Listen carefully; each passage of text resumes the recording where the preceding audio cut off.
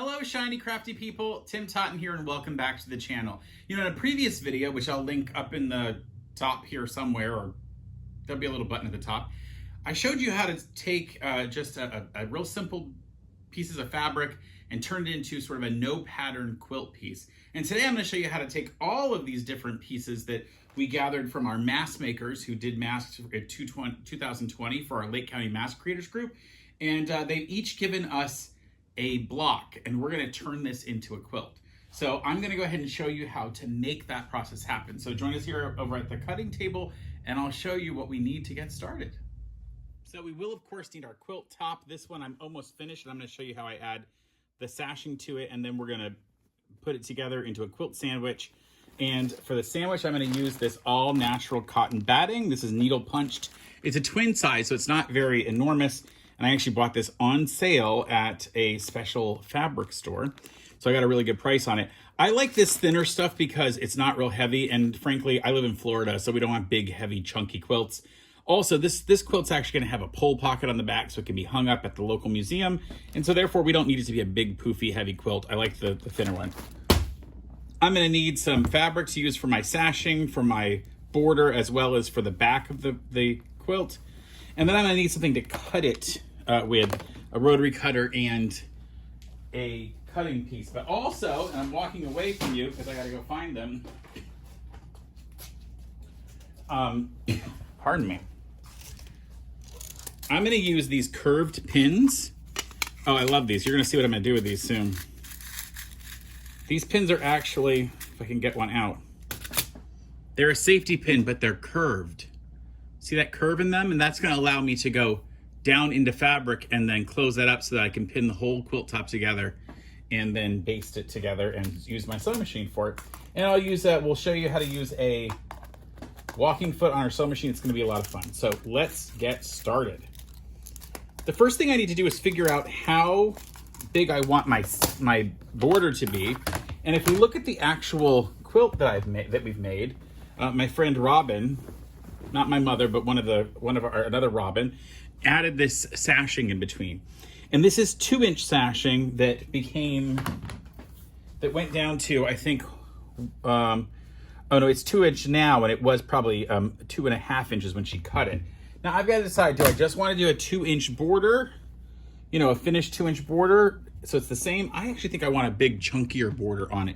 So I'm actually going to cut some strips 4 inches, and I think that's going to be a better plan. Now there's a couple ways to do this. I'm not worried. This material, it's really hard to tell where it's been seamed.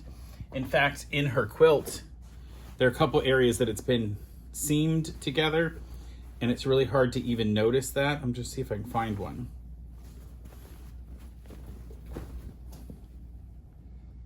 Well, see, it's so well done, it's hard to find. There's a seam right here, actually. And it's really hard to see that seam in between the two fabrics right there. So I'm not gonna worry about it. I'm just gonna cut strips. And I know I need 4-inch strips. So I'll make sure the fabric is straight. I'm gonna do that here along this top edge. Just line it up straight. I'll trim one edge.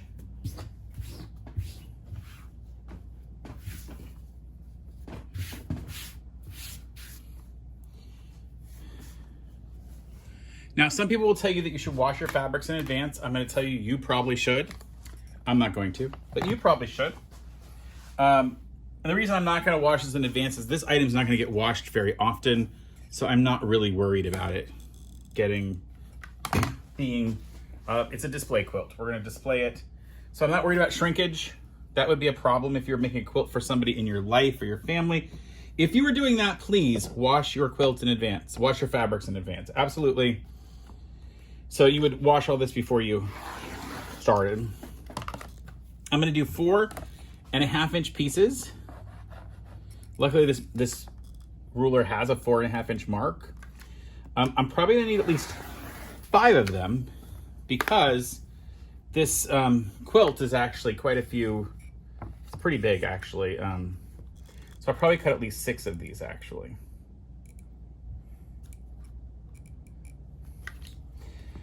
So last year, during 2020, during the beginning of the pandemic, there was all of this shortage of, PPE, of masks, personal protective equipment. And so I started making masks based upon that need. And I knew I wasn't gonna be able to make them all myself, so I made some videos, which is one of the reasons why you're watching this channel at all in this video. And I knew I needed other people, so we started cutting kits of fabric to give to other people because I didn't want to make thousands of masks myself. And we got over 200 people to start making masks. It was so amazing. It was just really fantastically cool.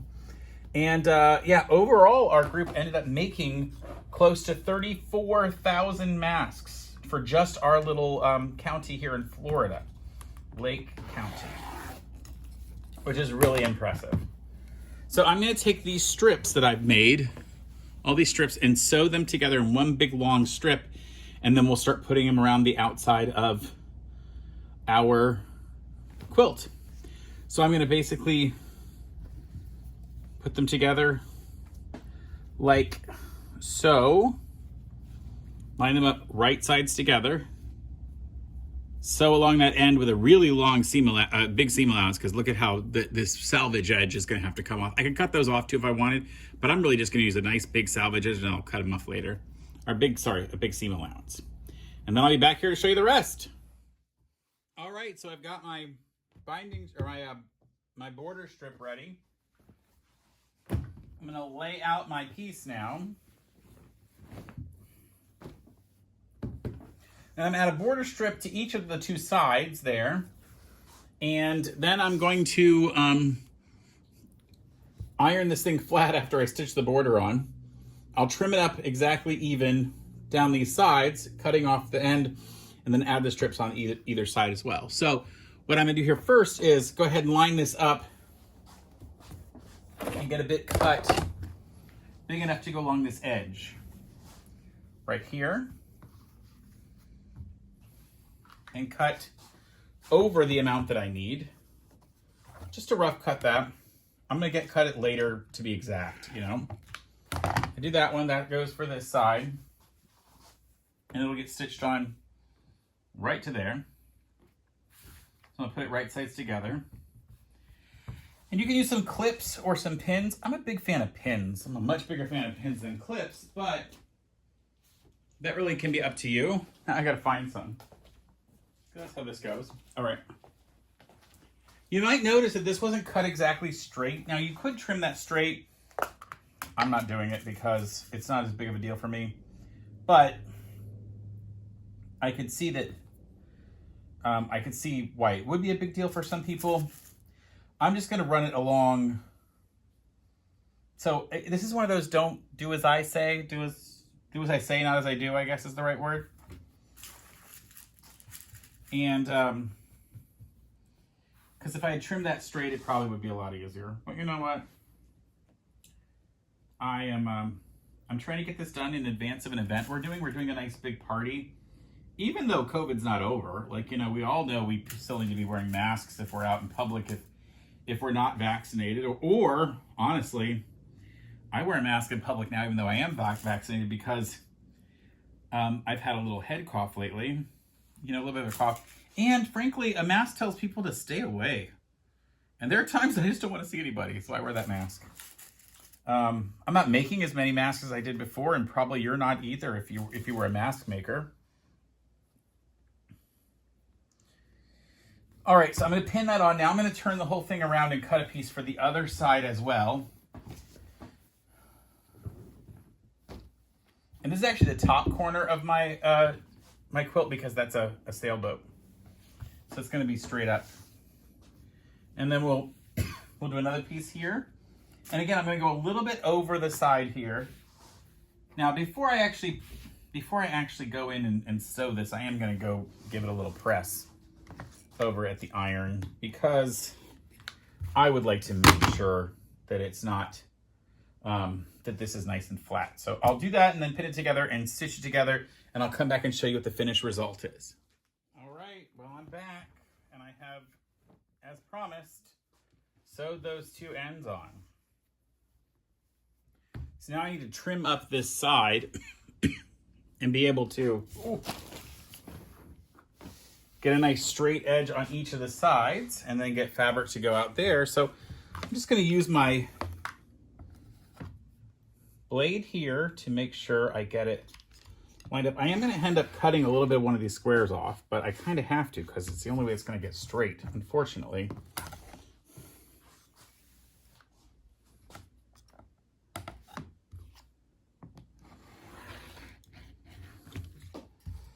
And get that whole edge straightened up. I'll even come down here and do the last part to straighten that up.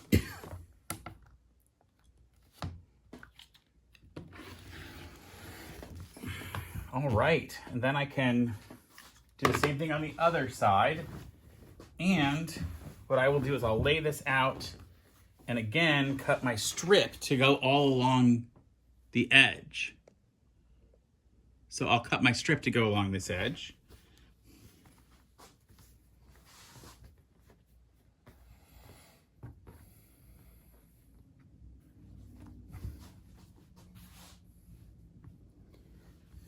And then because I cut 6 of those strips, I have enough to then go down the other side as well.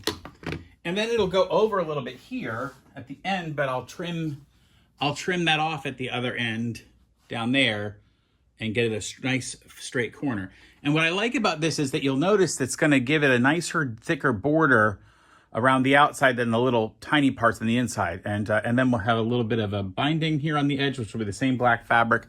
It's going to look great. So join me in just a minute to show you how that gets done. So I have finished up, here's what it looks like on the back. Finished up this piece. And you'll see the corners here need to now be trimmed. And I want to make sure they're nice 90-degree corners. I don't want to have a funky shape. So I'm going to use my rotary cutter to make sure these are 90-degree corners. And I have ironed it, pressed it on at my iron. So I'm going to come in and I'm going to use a line along the top here and just trim that up. Didn't have to trim a lot on that one. This one though might get a little more of a trim. And the way I'm going to do this one, I'm going to bring you in closer to see this one. So what I'm going to do is I'm going to use this line to get the measurement on my ruler. I'll put it along that line, make sure it lines up down the side here, make sure it lines at the top, and then chop that off. So now that gives us a nice 90-degree corner. I'm gonna do the other 2 sides that way, and then we'll talk about binding. So the next things we're gonna have to do is create the fabric that's gonna go on the back. And of course we'll have batting in between, and then we'll have to do binding around the edge. And for the binding, I'm just gonna cut some more of the strips that we use for the side, because when we make the binding, what we're gonna do is we're gonna fold this material in half, wrong side together, so you get a nice right side together with a nice finished side, and then the raw edges. And then that will get sewn once the whole piece is put together, the top, the batting, and the binding. That'll get sewn along the edge this way with all the raw edges together, and then it'll fold over and then back again for a nice simple binding along the edge. All right, so I'm going to cut some more of this material, and then I'm going to cut the size I need for my back. And that'll be just out of the same black fabric. So next, I'm going to show you how to piece this together, the top, the batting, and the fabric for the back. So I've got my bottom done, down under here, and I've gone ahead and put the batting on top. And now I'm going to put the actual top of the entire cover, or the quilt, right here. Ooh. And I have to make sure I put it the correct direction. And because my back has a little bit of a design on it too, I know I need to make sure that that I get the bottom edge and the right edge exactly the same. So I'm going to do a little finagling here. Now the great part about this cotton batting is it wants to grip the fabric. The problem with this cotton batting is it wants to grip the fabric.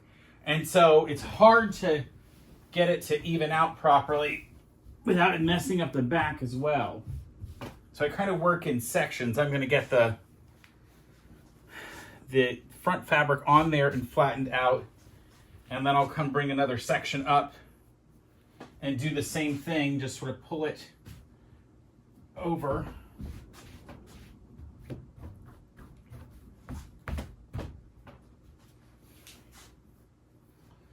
And I'll keep doing that as we go up.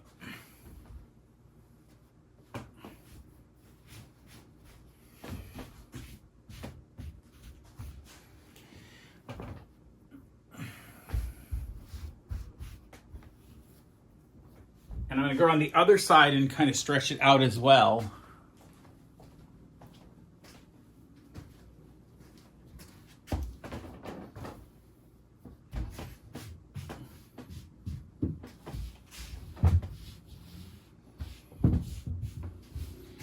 So now that I'll have it flattened out, I can use some spray adhesive, which I will do. Some temporary spray adhesive. And this is a product called 505. We use it. It's actually, I think, a French-based company, but it's no stain, acid-free, no CFCs. In fact, if you read the back of it, it's really amazingly good. It complies with the California Air Resources Board standards for mist spray adhesives. It's really good. Some of the other stuff we've used in the past is really bad for you, and this is not. I'm very happy with this.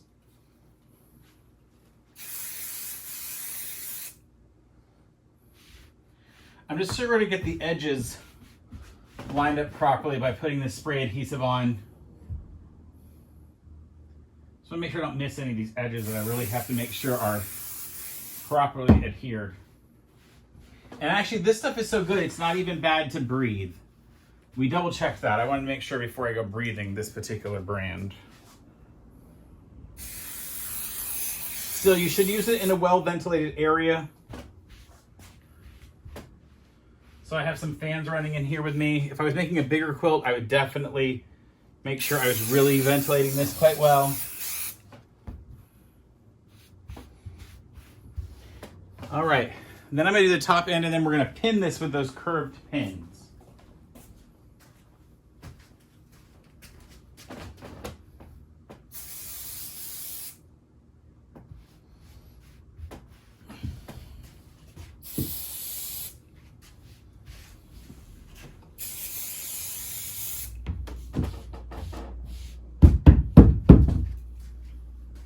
One of the nice things about this particular spray adhesive is that it's repositionable. So in fact, if you were using this and maybe it stayed apart, you know, like it sat for a while and kind of started lifting apart, you could really push it back down, or you can move the fabric and reposition it. So I'm going to take these pins now and just pin in a number of places. The way I'm going to quilt this is I'm going to stitch in a ditch, and what that means is we're going to go in this area between where the fabrics are put together and stitch just right along the line where the seam is. And it won't highlight any, we won't go over any of these actual squares, but it will give us a nice stitch in the ditch. It's gonna be really fun. So what I'll do is I'll come in and put some of these pins in through all of the layers. And what that hook lets me do is it makes it a lot easier to hook these things, rather than trying to have a straight where you a straight safety pin would require a lot more pushing and pulling to get it to lift up. All right, I'm gonna put some more of these in, and then I'm going to get ready to stitch this thing together.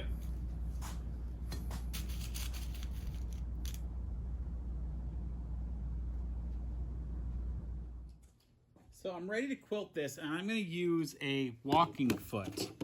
And this foot is going to let us be able to walk over the fabric. I have to get a screwdriver. I hope I have one in here. And it's not real hard to take this off and move it. You just need some tools, which, you know, you'd think I'd have in my hand before we get started. We'll see if this will work. Might not be the right size screwdriver. So I'm going to take off the big foot that's on here, the entire shank and everything, the entire part down here. That's going to come off completely. Because then we're going to screw this part right through there, but also this arm thing has to go around the part that goes on the needle on the other side. So I'm going to put that over there. And the part that goes around the needle is there because it's going to lift up. When the needle goes up, it's going to lift it up. So I'm going to put that back together.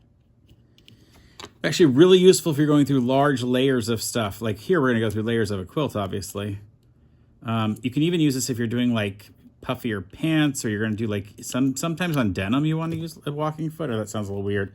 But fabrics where you're worried about the two layers shifting, the walking foot is going to help it to walk over rather than bunch all the fabric up through.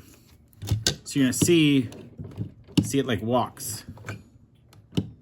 It's kind of cool the way it works.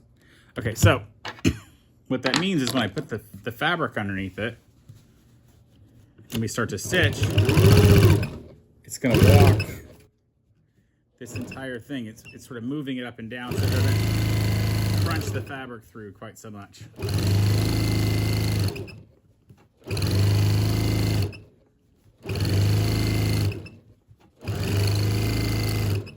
So let's make it real easy when we're quilting through.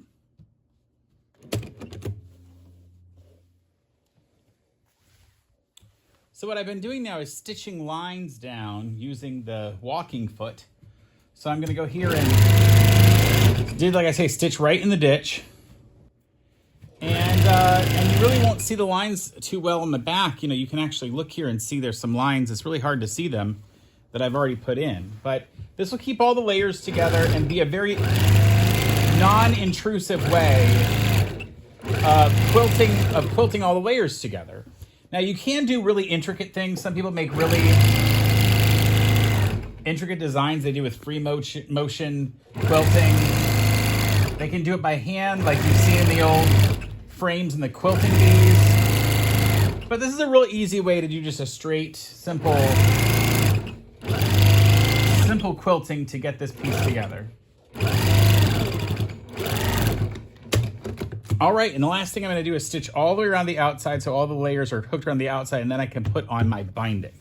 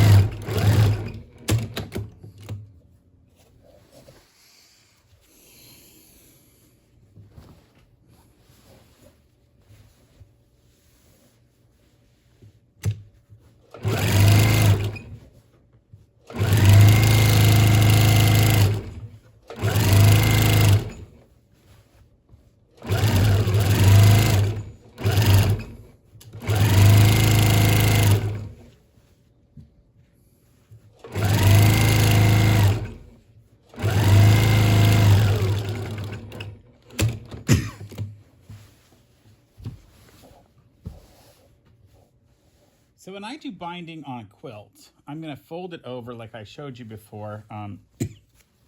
Basically, I cut this 4.5 inches wide. It's very wide.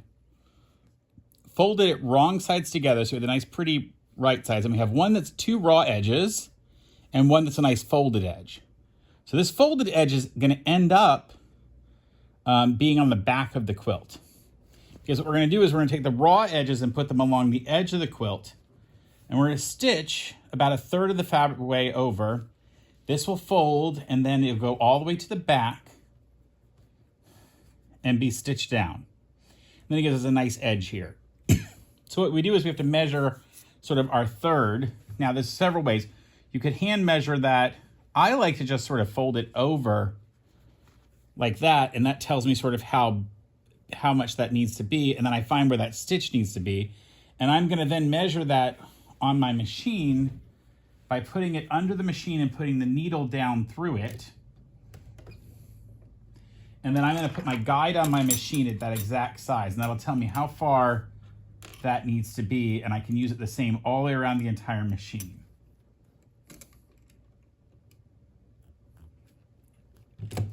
So I gotta, and then when I put this into the machine to start, I need to make sure I don't start right at the very end, because I'm gonna join this when it finishes all the way around. I'm gonna join the two pieces of fabric together and butt them together. So I'll put this on and then start way further down than I need to, so I have plenty of room. I'm still using my walking foot because I have this very thick amount of fabric in the quilt. I'm going to do just this length of this and then show you what it looks like when I take it out.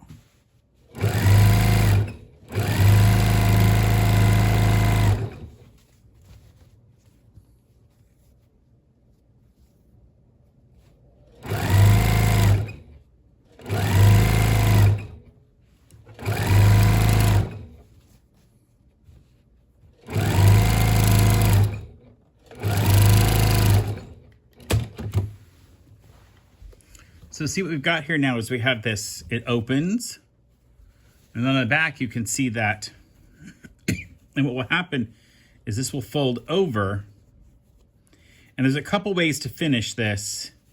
You can come along and stitch it down by stitching in the ditch from the front, which is part I'll probably do on this one, because the back will almost never get seen. If this was one I was making as a gift for somebody, I would hand stitch it down to where it wouldn't be seen, but this one's gonna hang on a wall and you're really not gonna see the back very often, so I'm not as concerned about it.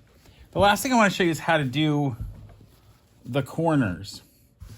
What we're gonna do when we get down to the corner is we're going to do some special folding, a special folding technique that'll let us actually turn the corner, and I'll show you what that looks like in just a moment. So let me get down there right now. It's kind of fun. So what you have to know is how far to stop. You can't go all the way to the edge of the corner, because if you do, you'll go off the end. It's not the right plan. You have to be able to come back with it like this, right, and fold back going this direction. So what I want to make sure I do is I want to stop stitching where this is going to cross over. So I'm going to put my pin in here. What I've done is I've laid it out flat. I have folded it back at an angle to where the line continues here all the way back this way. Then fold it right at that edge so it's right along the edge this way. So I'm putting a triangle in underneath this, right? Then I'll open that triangle back up, and I'm going to put my pin through the material this way, so I know to stop when I hit that pin. Now, I'm not going to hit the pin or go through it. I'm going to stop as I get to the pin.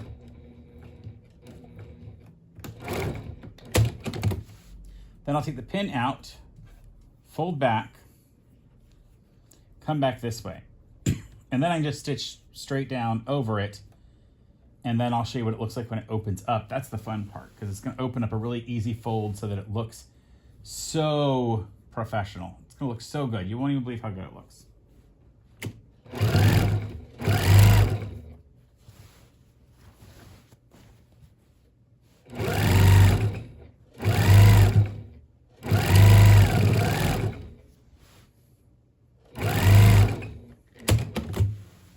So here's what the corner is going to look like when we do that.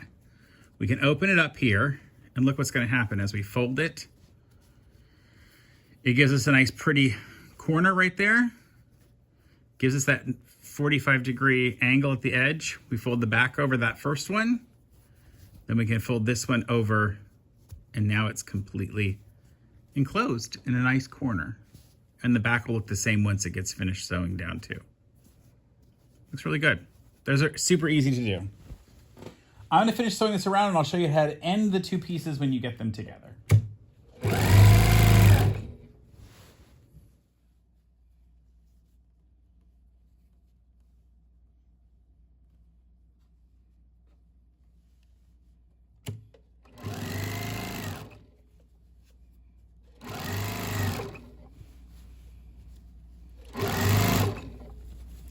So I'm getting here to the last part where I have that first piece that we started, and I'm gonna make sure I don't sew past that. In fact, I don't even want to sew past the beginning of it. So I know it's gonna begin, the two need to be put together about in here. So I'm gonna go ahead and just anchor off there and take that out. And then I need to go ahead and measure how I'm gonna put these two together. So I've got the one here that I already did, you know, where I started. And then this comes across the top of it, and I just need to stitch those two together. Now here's the good part. Some people make these where they angle them, and it's a whole story. I'm happy for them. I think it looks great when they do it. This fabric is so hard to see where there's even seams. I'm not worried about it. I'm gonna come over it and just cut myself a nice, you know, I will do about a 1/2 inch seam. And then when I put those two together, they're gonna come together right here in the middle, right? That's gonna be only about 1/4 inch. So what I'm gonna do is go ahead and open these up. That's why I didn't stitch any further here. So I can open them up, open this one and put it together, and then stitch these right here in my machine. 1/4 inch seam allowance. Now, I like to start with a slightly smaller seam allowance than I think I need. So if I thought I need a 1/2 inch, I might start with 3/8 of an inch. And then if it's too small, and I can just add another seam next to it rather than having to rip everything out. Now, I wouldn't normally do that with a walking foot, but it works out. So then here's the fun part. If I just snap this back, I can see, did I do the right measurement? Did it work? And actually I've been doing this a long time, so that actually worked really well. And then I can come back in here and just finish that stitch. Pick up where I left off and go past that seam that I just added, and then go back to where I started. Go over it, back stitch it, and now the entire thing's been done. And I can flip this entire thing over, fold it back, and stitch in the ditch if I want to. See, I open it up and then fold that back there. I'm gonna show you what that would look like if I stitched in the ditch. I'll just do it right here. And I'm gonna just give myself a little bit of a finger press to really hold that tight and open. See how that would work. And I'm actually gonna use the same seam allowance that I already had in the machine. Fold it over, really push it underneath. See how well my third choice worked.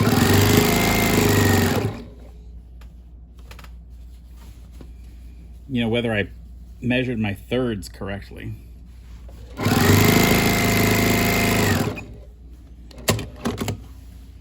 So you'll see at the top, you can kind of see a little bit of the stitching. And in the back, it captured all of that fabric. So in fact, I'm just gonna go around the entire thing and do that. And the next time you see me, we'll be laid on the table, nice and beautiful, ready to display. And here we go. The finished quilt. It needs just a couple of little things to it. I gotta do a little bit of trimming to it. But all in all, it's done. One of the things you didn't see is on the back, I added a pole pocket so that we can display this. So there's pocket at the very top for the pole. And on the back is actually my quilt square. There were 17 quilt squares for us to use. And as you'll notice, 4x4 looks really good. But that's 16. So we need to get a 17th one on there. So I put mine on the back. So this is the 2020 Lake County Mass Creators Quilt. I showed you how to do a little bit of border, the binding, and putting the layers together, doing a little quilting.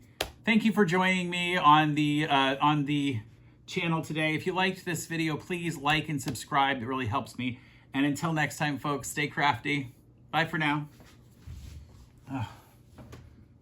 All the little pieces I gotta trim.